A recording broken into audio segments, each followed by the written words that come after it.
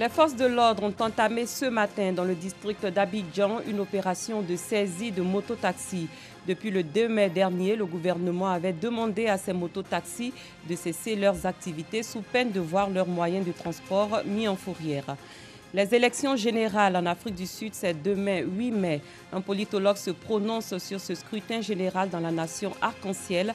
Nous l'entendrons dans cette édition. Bonsoir, merci de suivre le 19h. Le ministère des Transports avait interdit le 2 mai dernier les activités des mototaxis dans les rues d'Abidjan. Celles-ci avaient été invitées à procéder à l'arrêt immédiat de leurs activités sous peine de voir leurs moyens de transport être mis en fourrière sans préjudice des amendes et sanctions pénales prévues par les textes en vigueur. Quelques jours après cette mesure d'interdiction, les forces de l'ordre ont débuté une vaste opération de saisie de mototaxis dans le district d'Abidjan. Cette action concerne aussi les engins à 3 roues utilisés pour le transport de marchandises et ne disposant d'aucune autorisation préalable pour l'exercice de leurs activités. Plusieurs mototaxis et tricycles ont été saisis aujourd'hui.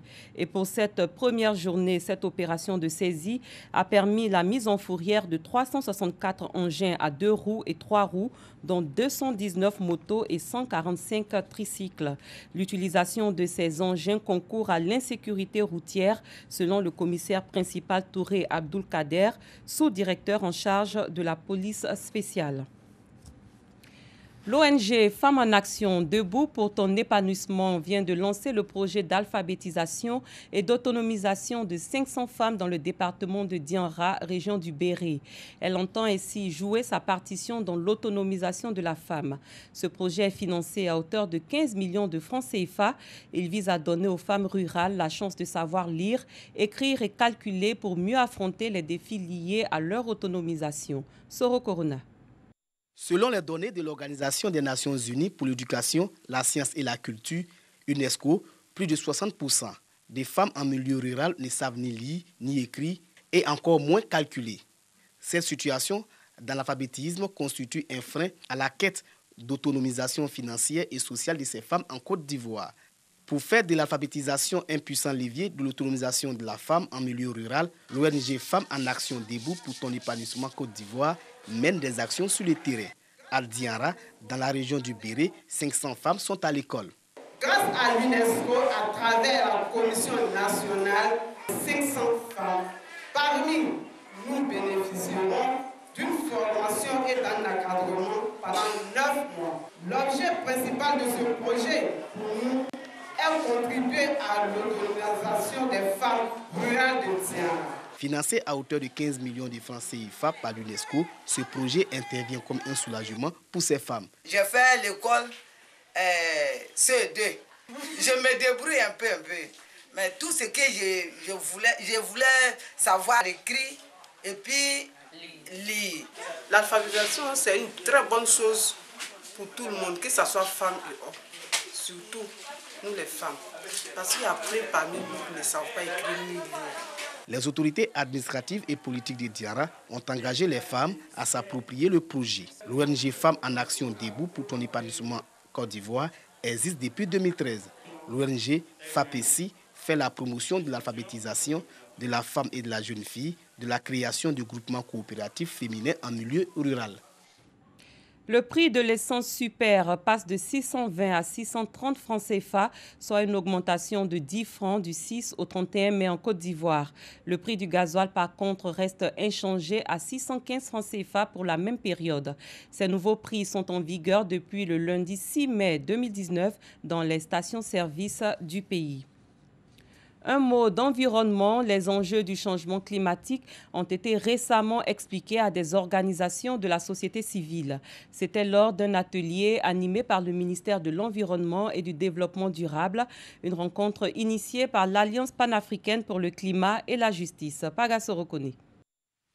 Le réchauffement du climat est une réalité.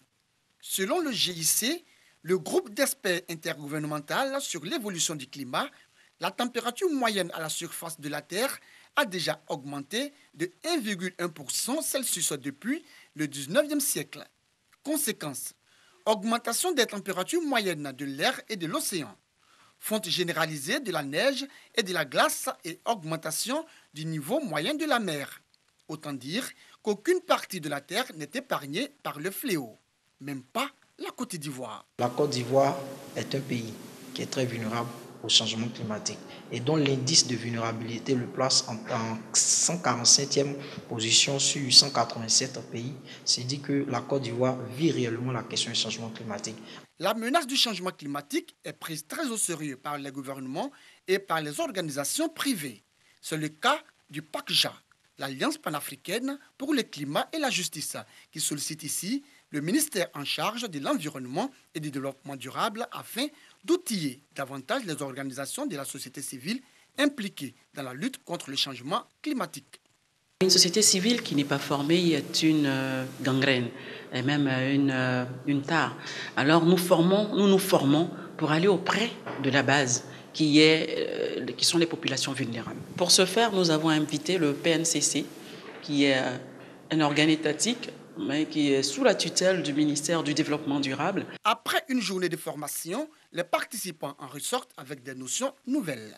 Ma satisfaction, c'est qu'aujourd'hui, j'ai au moins une information sur la gouvernance climatique, notamment sur les mesures d'atténuation et d'adaptation. Rappelons que cet atelier de renforcement des capacités sur la participation du dialogue post-Paris sur le changement climatique a vu l'appui technique de l'ONUDI, l'Organisation des Nations Unies pour l'industrie.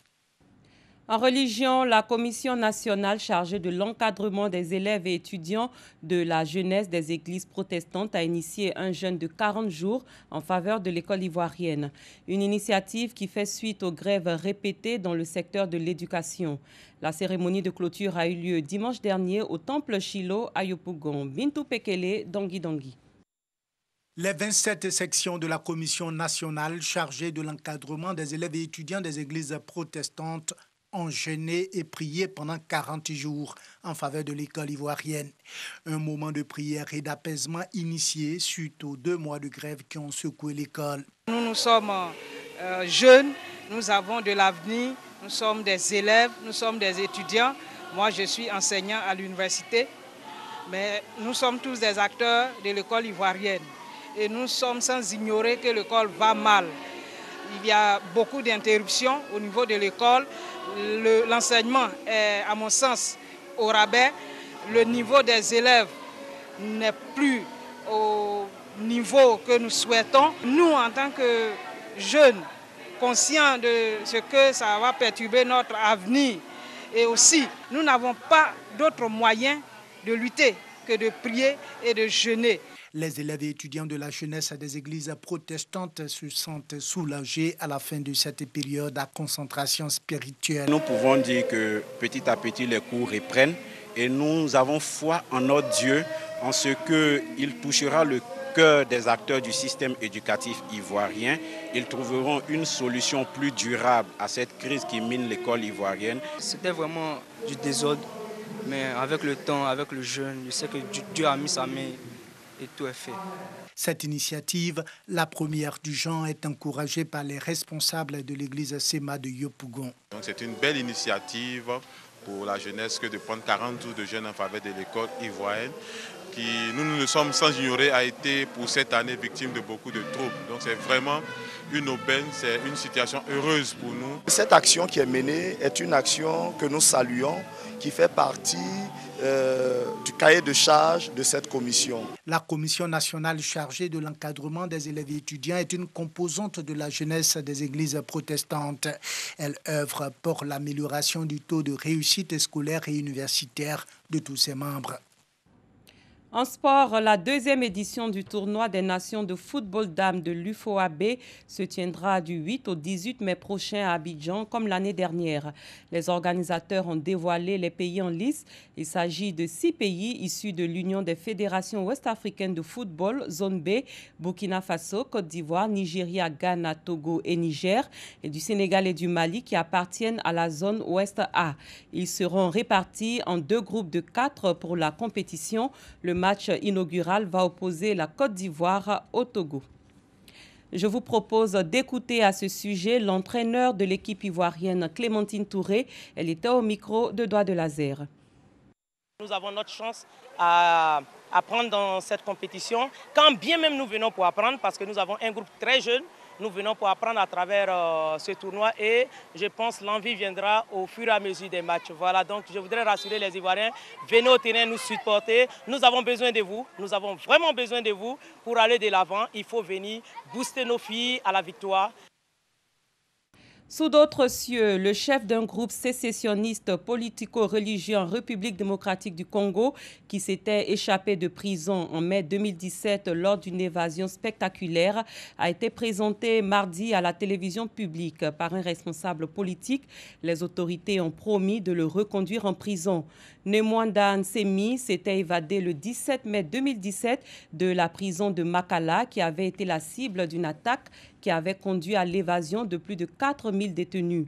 Son mouvement politico-religieux Bundu Dia Mayala prône une scission du Congo central, province de l'ouest de la RDC, et était accusé par les autorités du régime de l'ex-président Joseph Kabila d'avoir mené une série d'attaques meurtrières contre des symboles de l'État entre fin 2016 et début 2017.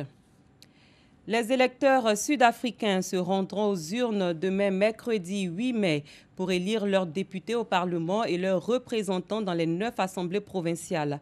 Le président, qui sera ensuite désigné par les députés dans les 30 jours qui suivent les législatives, aura pour mission de sortir le pays de l'impasse économique. Un politologue nous en parle plus amplement dans cet élément commenté par Dangui Dangui. Ils sont environ une cinquantaine dans les starting blocks. Exactement 48 partis politiques qui sollicitent les suffrages des Sud-Africains pour ces élections générales. Un scrutin capital selon les analystes. Je pense que c'est une épreuve très importante. Ces élections vont déterminer bien plus que les anciennes. Elles vont déterminer les orientations, les nouvelles orientations de la démocratie sud-africaine et surtout les orientations sociales pour l'Afrique du Sud. Sur le terrain, ce sont 3 formations qui ont véritablement battu campagne. L'Alliance démocratique de Mzi Maïna, deuxième force politique du pays, créditée de 22% des voix lors des dernières élections générales, et les combattants de la liberté économique de Julius Malema, l'ex-leader de la jeunesse de l'ANC. Et l'ANC lui-même, conduit par Cyril Ramaphosa depuis l'éviction de Jacob Zuma. Le parti est traversé par de nombreux courants. Également sont passifs les questions de corruption et de nombreuses attentes inassouvies. Et il y a beaucoup qui ont fait l'expérience du parti de l'ANC, qui sont un peu aussi déçus que le retour du pouvoir au noir n'a pas créé pour autant un développement à la base. Parce que quand on regarde l'ANC aujourd'hui, les inégalités n'ont jamais été aussi criades, sauf peut-être pendant la période de l'apartheid. Le parti de Nelson Mandela n'a tout de même rien à craindre. Selon les sondages, il pourrait obtenir entre 50 et 60% des sièges au Parlement. Ce mercredi, ce sont 26 millions d'électeurs qui sont attendus aux urnes dans le cadre des élections provinciales et législatives. Des élections déterminantes dans le choix du président de la République élu par les députés. Je rappelle que le ministère des Transports avait interdit le 2 mai dernier les activités des mototaxis dans les rues d'Abidjan. Celles-ci avaient été invitées à procéder à l'arrêt immédiat de leurs activités sous peine de voir leurs moyens de transport être mis en fourrière sans préjudice des amendes et sanctions pénales prévues par les textes en vigueur. Et quelques jours après cette mesure d'interdiction, les forces de l'ordre ont débuté une vaste opération de saisie de mototaxis dans le district d'Abidjan. Ainsi s'achève cette édition. Merci de votre aimable attention. Très bonne soirée. À très bientôt.